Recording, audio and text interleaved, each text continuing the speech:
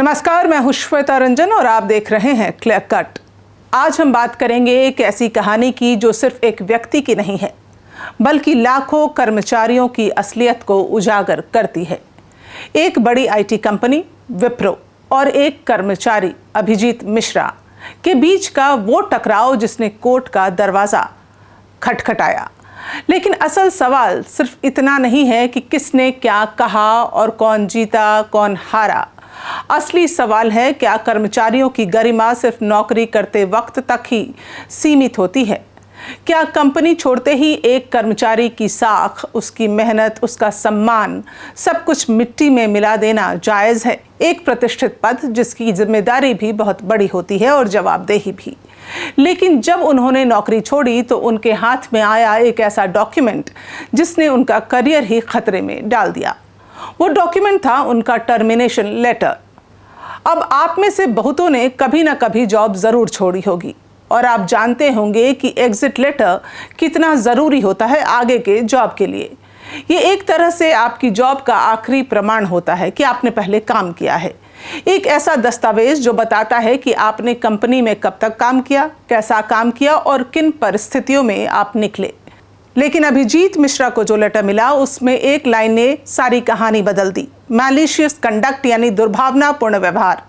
अब सोचिए, जब कोई कंपनी अपने एक्स कर्मचारी के बारे में ऐसा लिख दे कि उसका व्यवहार गलत था, दुर्भावना से भरा हुआ था, तो उस व्यक्ति का अगला एम्प्लॉयर उसे किस नज़र से देखेगा?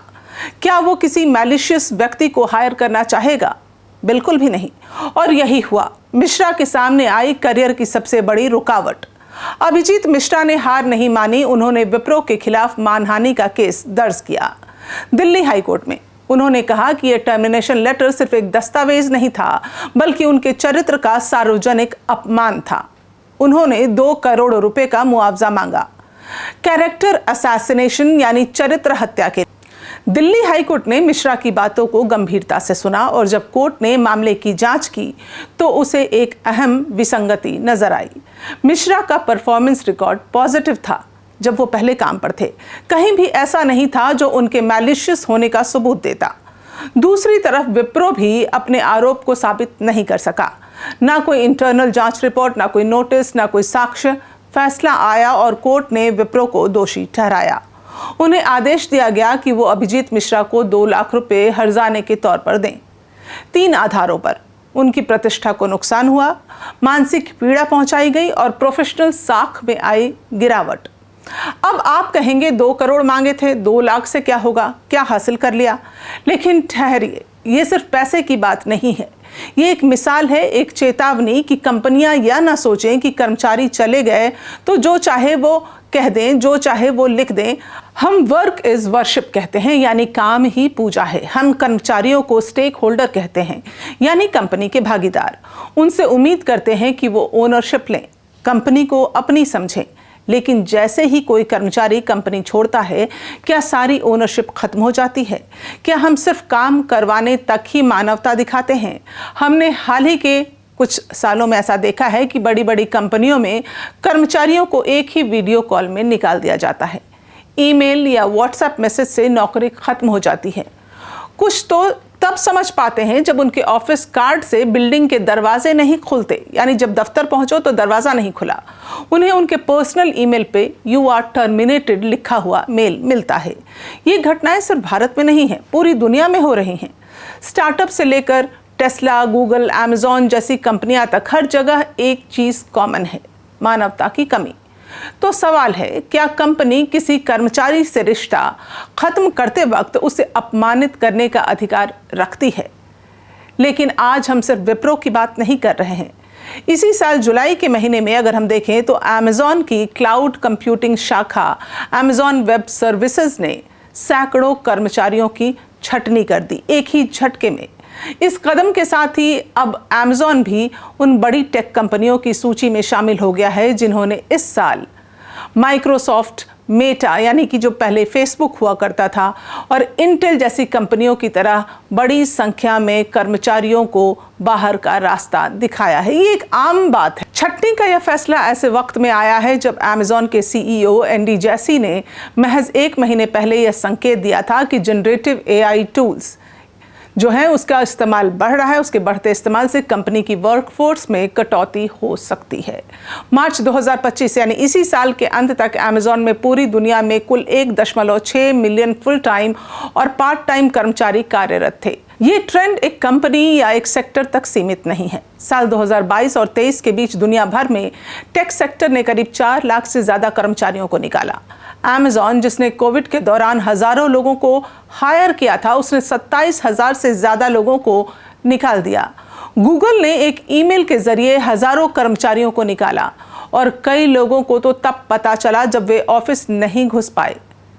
मेटा ने 2 चरणों में 21,000 लोगों की छटनी की। ट्विटर, एलन मस्क के अधिग्रहण के बाद महज एक रात में आधे से ज्यादा स्टाफ को निकाल दिया गया, बिना किसी वार्निंग या रिस्पेक्ट के। भारत में भी बायजूस, अनअकैडमी, ओला, व्हाइट हैट जूनियर, मीशो जैसी कंपनियों ने हजारों लोगों को बाहर का रास्ता दिखाया।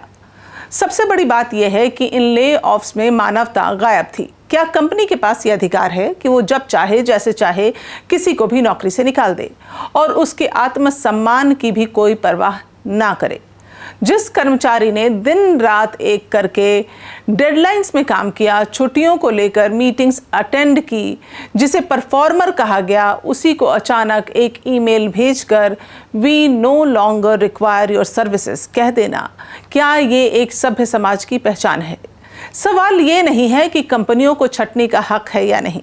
सवाल ये है कि क्या उस प्रक्रिया में सम्मान बचा है या नहीं। आज के दौर में एग्जिट प्रोसेस का मतलब सिर्फ एक सिस्टम में टिक लगाना रह गया है। कई कर्मचारी ये खुलासा करते हैं कि उन्हें तो पता भी नहीं चला कि वे कब टर्मिनेट हो गए। एचआर कॉल नहीं करता, मिलने का मौका नहीं मिलता, जो बैलेंसिंग लौटाने का जो समय होता है वो भी उन्हें बोला जाता है आप तुरंत कर दो। कुछ लोग तो यहाँ तक बताते हैं कि उन्हें स्लैक या माइक्रोसॉफ्ट टीम से रिमूव कर दिया गया और वहीं से उन्हें अंदाजा हुआ कि अब वो कंपनी का हिस्सा नहीं है। ये तरीका सिर्फ असंवेदनशील नहीं, कानूनी रूप से भी खतरनाक हो सकता है। आज रिव्यू सिर्फ प्रोडक्ट्स के नहीं होते, कंपनियों के भी होते हैं। ग्लासडोर, लिंक्डइन, ब्लाइंड ऐप, ये तमाम ऐसे प्लेटफॉर्म्स हैं जिन पर लोग अपनी जॉब छोड़ने का अनुभव शेयर करते हैं। अगर किसी कंपनी के एग्जिट प्रोसेस को लेकर लगातार नेगेटिव रिव्यूज आ रहे हैं तो टैलेंटेड लोग वहां ज्वाइन करने से बचते हैं। आज की पीढ़ी पैसा नहीं, सम्मान खोजती है, या मैं ये कह लूँ कि हर पीढ़ी को ये चाहिए, और कंपनियां अगर यह ना दे पाए तो वो धीरे धीरे अपना ब्रांड वैल्यू खो देंगी। भारत में अब भी रॉन्गफुल टर्मिनेशन को लेकर बहुत अस्पष्टता है। कोई सिंगल यूनिफॉर्म कानून नहीं है और यही वजह है कि बहुत से कर्मचारी चुपचाप अन्याय सहते हैं। हालांकि कुछ कानून जैसे industrial disputes act 1947, shops and establishments act और अब लेबर कोड्स, नए लेबर रिफॉर्म्स कुछ प्रावधान तो देते हैं, लेकिन ज़्यादातर कॉरपोरेट पेशेवरों को इनके बारे में पता ही नहीं होता, तो जानकारी का अभाव है। विप्रो वाले केस से हमें ये सीख लेना चाहिए कि अगर कर्मचारी आवाज़ उठाए और सबूत हो तो कंपनी को जवाब देना ही पड़ेगा, और इसका समाधान यही हो सकता है कि कंपनियां ग्रेशियस एग्जिट पॉलिसी अपनाएं। एचआर डिपार्टमेंट सिर्फ कागजी काम ना करे, सुनवाई की व्यवस्था करें। हर एग्जिट के साथ एक क्लोजिंग इंटरव्यू हो जहां दोनों पक्ष खुलकर अपनी बात रख सकें। टर्मिनेशन लेटर में कभी भी अपमानजनक भाषा का प्रयोग ना हो जब तक कानूनी जांच से वो साबित ना हो पाए। सरकारों को भी एक एम्प्लॉयज डिग्निटी कोड बनाने की आवश्यकता है जो इस तरह के मामलों के लिए एक मानक तय करें। विप्रो बनाम अभिजीत मिश्रा का मामला हमें यह गहरी बात समझाता है। किसी कर्मचारी का आखिरी दिन उतना ही सम्मानजनक होना चाहिए जितना उसका पहला दिन था, क्योंकि एक प्रोफेशनल रिश्ता जब खत्म होता है तो वो सिर्फ फॉर्मेलिटी नहीं, वो आपकी ब्रांड स्टोरी का हिस्सा बन जाता है। और याद रखिए, you don't just fire a person, you shape a narrative about who you are as a company. यानी जब कोई रिश्ता खत्म हो, चाहे वो व्यक्तिगत हो या पेशेवर, उसका भी एक शिष्टाचार होता है, एक तरीका होता है। जिस तरह एक ब्रेकअप में इंसानियत बची रहनी चाहिए, वैसे ही नौकरी के रिश्ते का अंत भी गरिमापूर्ण ही होना चाहिए, क्योंकि जब कोई कर्मचारी कंपनी छोड़ेगा तो वो सिर्फ एक एक्स रिसोर्स नहीं होता, वो एक इंसान होता है। इस दौर में जहां हर चीज़ सोशल मीडिया पर आ जाती है, जॉब रिव्यूज़ हो, वेबसाइट्स, तमाम ऐसे वेबसाइट्स हैं जिस पर जॉब रिव्यूज़ आ रहे हैं, तो कंपनियों को भी सतर्क हो जाना चाहिए कि उनका व्यवहार सार्वजनिक रूप से जज किया जा सकता है। एक खराब एग्जिट एक्सपीरियंस से कंपनी की साख पर असर पड़ सकता है। तो क्लियर कट सवाल यह है कि कंपनी छोड़ने वाला कर्मचारी क्या सिर्फ एक नंबर होता है? क्या वो एक इंसान नहीं है जिसने वहां के सिस्टम को समझा, काम किया, योगदान दिया और अब अपनी नई यात्रा पर है? और हर यात्रा एक अच्छे विदाई संदेश से शुरू होनी चाहिए, ना कि एक आरोप पत्र से।